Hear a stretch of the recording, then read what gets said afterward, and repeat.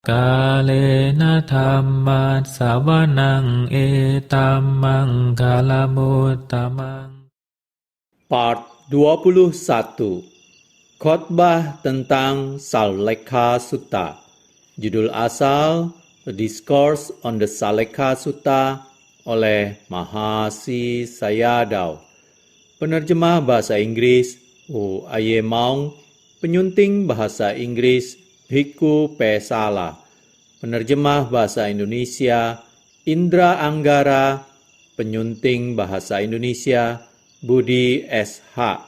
Penerbit Yayasan Satipatthana Indonesia Yasati. Cetakan pertama Mei 2016. Tidak malu Ahirika _38. Tidak takut Anottapa _39. Malu dan takut kita alami dalam kehidupan sehari-hari. Akan tetapi, saat merasa tidak nyaman karena pakaian yang tidak mengikuti mode atau gengsi, itu bukanlah rasa malu secara moral. Rasa malu atau hiri berarti malu yang berhubungan dengan perbuatan buruk. Demikian pula, takut atau ottappa berarti takut terhadap perbuatan buruk. Ketiadaan rasa malu secara moral atau ketiadaan hati nurani disebut tidak malu atau ahirika. Dan ketiadaan rasa takut sehubungan dengan perbuatan buruk disebut juga tidak takut atau anottappa. Ketiadaan rasa malu dan ketiadaan rasa takut berpasangan bersama-sama. Tetapi kedua cacat moral ini berbeda dalam hal kualitas. Seperti seseorang yang tidak ingin menjadi kotor setelah mandi, demikian pula orang baik tidak ingin nuraninya dikotori oleh perbuatan-perbuatan buruk. Akan tetapi, merupakan rasa takut saat seseorang takut akan konsekuensi dari sebuah perbuatan buruk. Penjelasan lainnya, rasa malu membuat seseorang enggan melakukan perbuatan buruk karena mengarahkannya untuk merenungkan hanya orang-orang pengecut, dungu, dan rendah yang melakukan perbuatan buruk. Sebagai seorang yang berasal dari keluarga mulia, bijaksana, baik, dan berani, aku tidak boleh melakukan perbuatan buruk. Sedangkan rasa takut adalah yang membuat seseorang takut terhadap opini publik dan tidak ingin melakukan perbuatan buruk. Seorang bhikkhu, seorang meditator, atau seorang yang baik yang termotivasi oleh rasa malu akan menghindari perbuatan-perbuatan buruk karena menghargai diri sendiri. Ia juga akan menghindarinya demi masyarakat, atau jika bukan karena orang-orang yang mengetahui perbuatan buruknya, maka ia menghindarinya karena takut dicela oleh para dewa. Demikianlah, kita menyusut dari melakukan perbuatan buruk ketika nurani moral kita membuatnya terlihat menjijikan, atau ketika konsekuensi langsung atau konsekuensi setelah kematian membuat kita takut. Hanya saat kita hampa dari rasa malu dan rasa takut, kita cenderung melakukan perbuatan-perbuatan buruk. Dengan kata lain, perbuatan-perbuatan buruk berasal dari ketiadaan kedua penjaga moral ini. Kemajuan moral seseorang disebabkan oleh kedua kualitas ini. Dan jika bukan karena kedua ini, maka umat manusia akan merosot hingga tingkat moral binatang liar. Karena itu, Nama yang diberikan pada kedua hal ini adalah penjaga dunia atau Lokapala Dhamma. Kurang berpengetahuan. Ampa Suttata, garis datar 40. Menurut Sang Buddha, miskin atau kurangnya pengetahuan adalah juga sebuah cacat yang harus kita lenyapkan untuk mengurangi kotoran batin. Pengetahuan ada dua jenis. Satu, yang kita peroleh melalui mendengar atau agama sutta, dan satu yang kita peroleh melalui pemahaman dari mengalami sendiri atau adigama sutta. Meskipun banyak orang dalam kebodohan, kita harus mencari pengetahuan. Beberapa pengetahuan berkaitan dengan urusan duniawi, sedangkan beberapa lainnya berkaitan dengan kehidupan spiritual kita. Baik pengetahuan duniawi maupun pengetahuan spiritual, keduanya adalah bermanfaat. Pengetahuan duniawi adalah bermanfaat, dan oleh karena itu semakin banyak semakin baik. Beberapa orang tidak memiliki pengetahuan yang benar sehubungan dengan hal-hal duniawi. Pengetahuan mereka terkungkung hanya dalam lingkungannya. Mereka tidak pernah ke tempat lain. Ketidaktahuan demikian tidak baik bagi mereka, karena ketika mereka pergi ke tempat-tempat yang jauh, mereka tidak mengetahui apa yang harus dilakukan. Seseorang harus mencari pengetahuan duniawi sebanyak mungkin. Akan tetapi, yang harus kami tekankan adalah pengetahuan spiritual. Beberapa orang memiliki sedikit pengetahuan sehubungan dengan Buddha Dhamma. Beberapa tidak pernah mendengar tentang Buddha, apalagi mengetahui ajarannya. Ada banyak orang-orang demikian di seluruh dunia ini. Bahkan di Myanmar, Dhamma benar-benar asing bagi mereka yang menetap di wilayah perbatasan. Ada guru-guru di beberapa desa, namun khotbah yang serius jarang dibabarkan. Khotbah-khotbah itu sebagian besar membicarakan tentang berdana, moralitas, kematian, dan pemakaman. Cara mereka mengajar tidak komprehensif, melainkan asal-asalan. Hanya sedikit lebih dari yang dibutuhkan oleh tradisi atas peristiwa bahagia atau duka dalam kehidupan. Berikut ini adalah contoh khotbah mereka.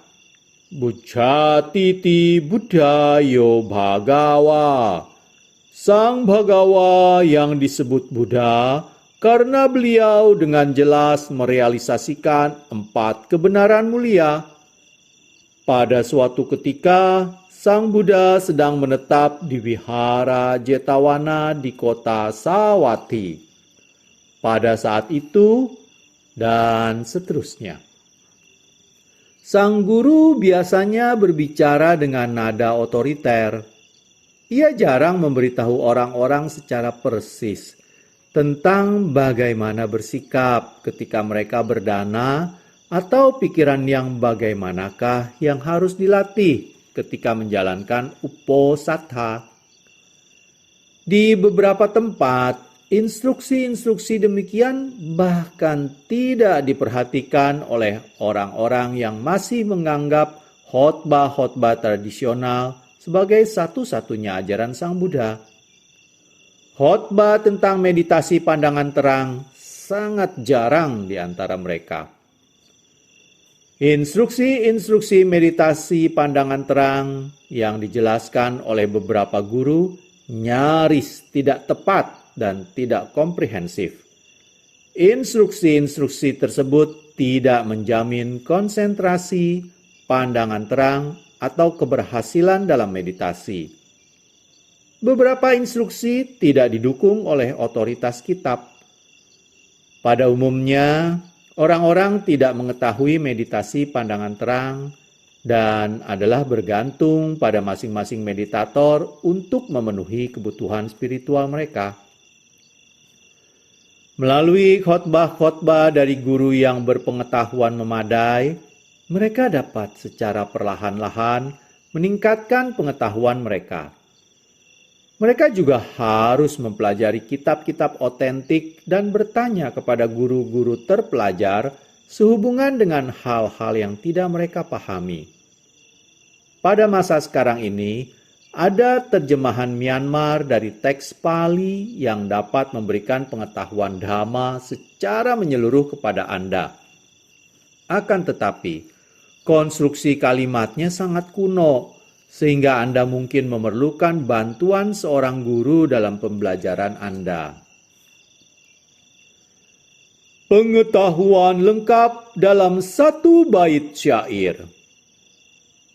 Jangkauan pengetahuan yang harus dimiliki oleh seorang meditator dijelaskan oleh kitab komentar saat menggambarkan seorang meditator yang berpengetahuan sebagai seorang yang memahami hanya satu bait syair, tetapi hidup sesuai dengan syair tersebut. Pemahaman menyeluruh atas bahkan hanya satu bait syair berarti pengetahuan lengkap. Tentu saja, jika seseorang mengetahui lebih banyak, maka itu lebih baik.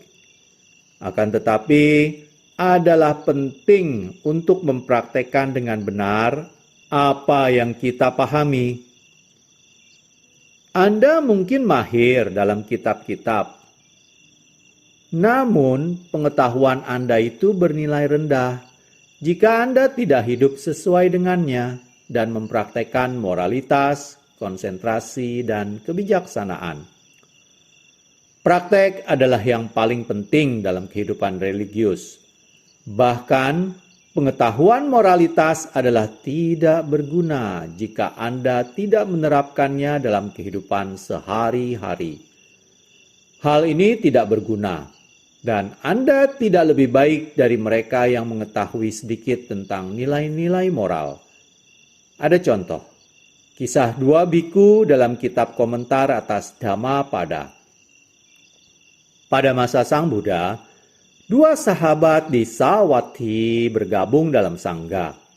Setelah mempelajari aturan-aturan winaya selama 5 tahun, Sang Buddha memberitahu mereka bahwa adalah terserah kepada seorang biku untuk melakukan satu di antara dua hal, mempraktekkan meditasi pandangan terang atau belajar dan mengajar Dhamma. Salah satu di antara kedua biku itu memilih bermeditasi karena ia terlalu tua untuk belajar Dhamma. Di bawah bimbingan Sang Buddha, ia pergi ke hutan, bermeditasi, dan akhirnya menjadi arahan. Biku lainnya mempelajari Dhamma, mengajar di sana-sini, dan membabarkan khotbah kepada 500 biku. Sejumlah besar biku menyepi ke hutan, bermeditasi, dan setelah mencapai kearahatan, mereka meminta izin dari sang biku tua untuk pergi menemui Sang Buddha. Biku tua itu menyuruh mereka untuk mewakilinya memberi hormat kepada Sang Buddha dan siswanya, serta kepada temannya, Sang Guru Dhamma. Mereka melakukannya. Dan Sang Guru Dhamma terkejut atas jumlah para biku yang mengaku menjadi murid temannya. Ia tidak memandang tinggi temannya. Ia heran, mengapa seorang biku yang menetap di hutan, yang tidak pernah mempelajari Dhamma, bisa memiliki begitu banyak murid. Ia memutuskan untuk menanyakannya kepada sang biku hutan ketika ia datang ke kota. Kemudian, sang biku hutan datang menemui Sang Buddha. Ia menitipkan mangkuk dan jubahnya kepada Sang Guru Dhamma dan pergi menghadap Sang Buddha. Setelah memberi hormat kepada Sang Buddha, ia kembali kepada temannya. Sang guru Dhamma telah mempersiapkan beberapa pertanyaan untuk menguji biku hutan. Sang Buddha telah mengetahui niatnya datang ke pertemuan itu untuk mencegah segala usaha dari sang guru Dhamma untuk mengusik sang biku hutan arahan dengan pertanyaan-pertanyaan yang tidak relevan. Karena tindakan demikian akan menimbulkan konsekuensi karma yang serius. Sang Buddha bertanya kepada sang guru Dhamma tentang absorpsi, pencapaian, dan batin dan jasmani. Biku itu tidak mampu menjawabnya. Ia bingung ketika ia ditanya tentang jalan memasuki arus. Akan tetapi, pertanyaan itu tidak menyulitkan sang biku hutan. Sang Buddha bertanya kepada mereka tentang ketiga jalan yang lebih tinggi. Sekali lagi sang guru Dhamma kebingungan, tetapi sang biku hutan menjawab semua pertanyaan. Bagaikan gembala sapi. Sang Buddha memuji biku hutan, tetapi tidak memuji sang guru Dhamma. Hal ini tentu saja membuat tidak senang si guru Dhamma. Karenanya kemudian sang Buddha menyatakan, walaupun seorang terpelajar mengajarkan Dhamma yang mengarah pada kesejahteraan manusia, jika ia tidak mempraktekannya, maka ia tidak terbebas dari kotoran batin. Ia tidak mencapai tingkat jalan apapun. Ia bagaikan seorang gembala sapi yang mencari nafkah dengan menghitung dan menjaga sapi-sapi orang lain. Dhammapada bab 5 ayat 19. Seorang gembala sapi harus menjaga sapi-sapi dan kemudian menyerahkannya kembali kepada pemiliknya. Ia hanya mendapatkan uang atas pekerjaannya. Ia tidak mendapatkan susu dari sapi yang dikonsumsi oleh si pemilik. Demikian pula, biku yang mengajarkan Dhamma dilayani dan diberikan makanan oleh para pengikutnya atas pelayanannya. Tanpa praktek, ia tidak dapat menikmati buah dari Dhamma seperti absorpsi, pandangan terang, jalan, dan buah. Buah Dhamma ditujukan hanya pada mereka yang mempraktekannya setelah mendengarnya dari biku terpelajar. Seperti halnya susu yang dikonsumsi hanya oleh pemilik sapi. Jika seseorang mengajar tentang 5 aturan moral, tetapi tidak mempraktekannya, ia mungkin dihormati sebagai seorang guru, tetapi ia tidak memperoleh manfaat dari apa yang ia ajarkan. Hanya mereka yang menerapkannya dalam kehidupan sehari-hari yang akan menikmati buah moralitas dalam kehidupan ini dan kehidupan mendatang. Demikian pula, buah dari ajaran yang lebih tinggi hanya dapat dinikmati oleh mereka yang mempraktekkan ketenangan dan pandangan terang. Tentu saja, praktek itu harus benar. Meditator yang menjalankan meditasi dengan serius mungkin tidak mampu berbicara banyak tentang Dhamma, tetapi ia terjamin atas perolehan buah jalan mulia serta padamnya kotoran batin dan penderitaan. Karena itu, Sang Buddha menekankan perlunya praktek. Seseorang mungkin hanya mampu berbicara sedikit tentang Dhamma, tetapi jika ia mempraktekkan moralitas, konsentrasi, dan kebijaksanaan sesuai dengan Dhamma, maka ia akan merealisasikan kebenaran, mengatasi pendambaan, kebencian, dan ketidaktahuan. Dan karena tidak melekat pada dunia ini ataupun dunia lain, batinnya sepenuhnya terbebaskan dan ia adalah seorang yang telah melenyapkan kotoran batin. Dhammapada bab 5 ayat 20. Inilah terjemahan teks Pali yang mendukung pernyataan dalam kitab komentar bahwa satu bait syair yang didengar, diingat, dan dipraktekkan akan bermanfaat bagi kita dan dapat menjadi pengetahuan yang lengkap. Sekali lagi, dalam Culakama Vibhanga Sutta, Sang Buddha mengatakan bahwa semangat menyelidiki berkontribusi pada pengetahuan dan perbuatan, ucapan, dan pikiran yang baik dalam kehidupan ini. Seseorang yang memiliki pikiran menyelidiki besar kemungkinan akan mencapai alam surga setelah kematian dan terlahir kembali sebagai manusia dengan kecerdasan tinggi. Kita harus mencari pengetahuan melalui penyelidikan. Jika Anda tidak mengetahui, selidikilah. Jika tidak bersih, bersihkanlah. Sebuah pepatah Myanmar.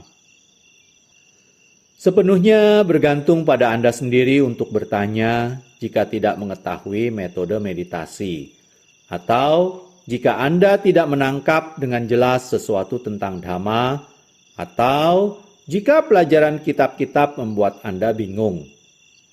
Para guru meditasi membantu bahkan jika murid tidak bertanya. Seorang meditator mungkin tidak tahu pada permulaannya, tetapi ia dapat memperoleh banyak pengetahuan di bawah bimbingan seorang guru. Anda tidak boleh berpikir bahwa praktek meditasi pandangan terang adalah mustahil tanpa pengetahuan mengenai kelompok unsur kehidupan, landasan-landasan indria, dan seterusnya. Setiap hari para guru meditasi memberitahukan kepada para meditator semua yang perlu mereka ketahui saat memeriksa kemajuan mereka. Dan lalu, ketika bermeditasi, meditator memiliki pandangan terang yang tidak biasa. Demikianlah, para meditator di pusat meditasi ini memperoleh pengetahuan yang ditanamkan oleh guru maupun pengetahuan yang berasal dari pengalaman. Kemalasan. Kosatja, garis datar 41. Seseorang bisa malas dalam hal duniawi maupun dalam kehidupan religiusnya. Pada umumnya, kedua jenis kemalasan ini beriringan. Jenis kemalasan kedua membuat seseorang enggan melakukan kebaikan, mendengarkan Dhamma, mempelajari kitab-kitab, atau bermeditasi. Kita harus mengatasi kemalasan demikian dan mengerahkan usaha yang keras dan tanpa henti. Terdapat 4 jenis usaha benar atau sammapadhana. 1. Usaha untuk mencegah munculnya perbuatan, ucapan, dan pemikiran yang buruk yang belum dilakukan. 2. Usaha untuk menghindari, mengulangi perbuatan buruk yang pernah dilakukan. 3. Usaha untuk melatih perbuatan, ucapan, dan pemikiran yang baik yang belum muncul. Dan 4. Usaha untuk mempertahankan dan mengembangkan kebaikan yang telah dilakukan. Kita harus menghindari kotoran batin seperti yang kita lihat atau dengar pada orang lain, tetapi belum ada pada kita. Kita harus memastikan bahwa suatu perbuatan buruk yang pernah terjadi tidak diulangi, dan kita harus melakukan perbuatan baik yang belum pernah dilakukan, khususnya berusaha untuk memperoleh pandangan terang yang belum kita peroleh. Terakhir, kita harus mempertahankan dan mengembangkan kebaikan yang telah kita lakukan, khususnya ketenangan dan pandangan terang yang telah kita peroleh. Meditasi melibatkan seluruh 4 jenis usaha benar. Jika Anda tidak mengendalikan indria Anda, maka Anda akan diserang oleh kotoran batin lama dan baru. Setiap momen perhatian murni berarti usaha untuk mencegah kedua jenis keburukan. Ini juga berarti usaha untuk mengembangkan pandangan terang yang baru, serta usaha untuk meningkatkan dan menyempurnakan pandangan terang yang telah diperoleh. Beberapa orang malas tidak ingin berdana secara pribadi. Oleh sebab itu, mereka menyuruh orang lain melakukannya mewakili mereka. Berdana melalui wakil ini tidak memberikan manfaat maksimal secara kama. Beberapa umat Buddhis yang malas tidak ingin melakukan puja di altar Buddha, mendengarkan dhamma, mempelajari kitab-kitab, atau bermeditasi. Bahkan, jika bermeditasi, mereka tidak berusaha keras, mereka melakukannya dengan setengah hati dan karenanya tidak mengalami kemajuan besar. Semua kelemahan ini disebabkan oleh kemalasan. Mereka harus bersemangat dan melakukan hal-hal penting bagi kehidupan spiritual mereka. Kelalaian, Muntha Sanca, garis datar 42. Kelalaian dan kelengahan pada dasarnya adalah sama. Demikian pula dengan kehati-hatian dan perhatian. Jadi, apa yang telah kita bahas tentang kelengahan juga berlaku untuk kelalaian. Kelalaian dalam urusan duniawi atau dalam kehidupan spiritual adalah berbahaya. Sedangkan perhatian dalam kedua bidang kehidupan itu adalah bermanfaat. Pada beberapa orang kaya tidak pernah terpikir untuk berdana, sehingga mereka sedang menuju masa depan yang tidak berbahagia setelah kematian, karena kelemahan mereka dalam kedermawanan. Beberapa orang tidak peduli pada moralitas. Mereka tidak menjalankan bahkan 5 sila dengan ketat.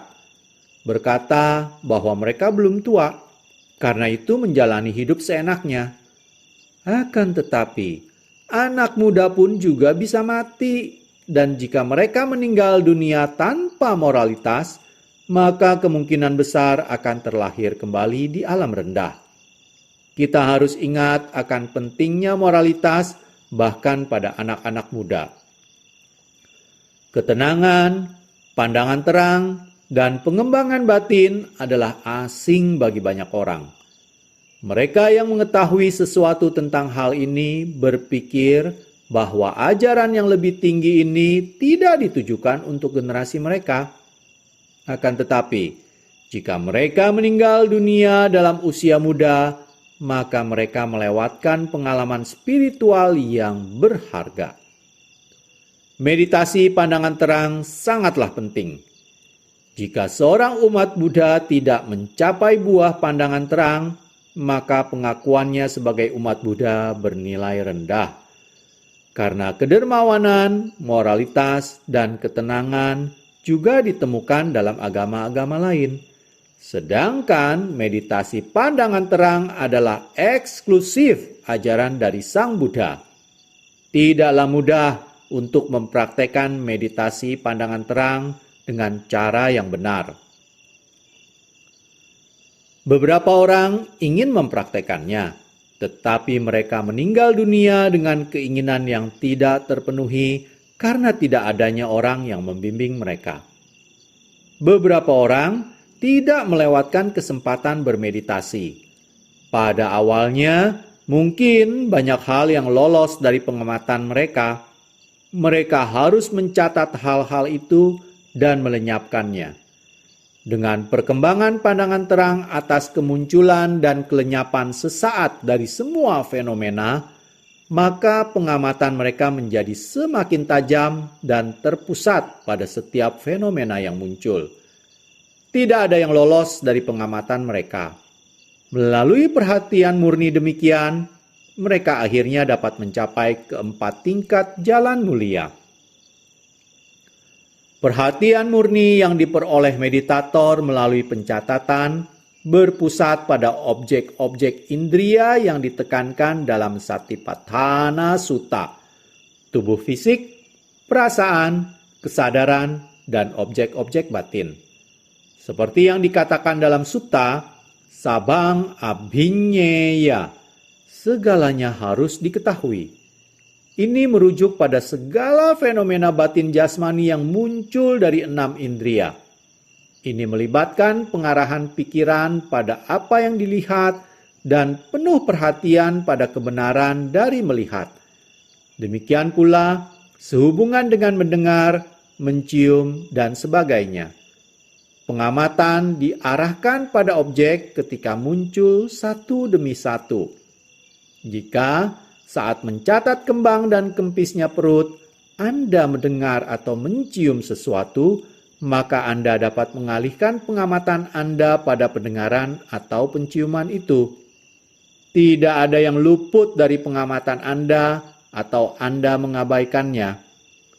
Perhatian murni yang tajam demikian muncul bersamaan dengan pengembangan pengetahuan atas kemunculan dan kelenyapan.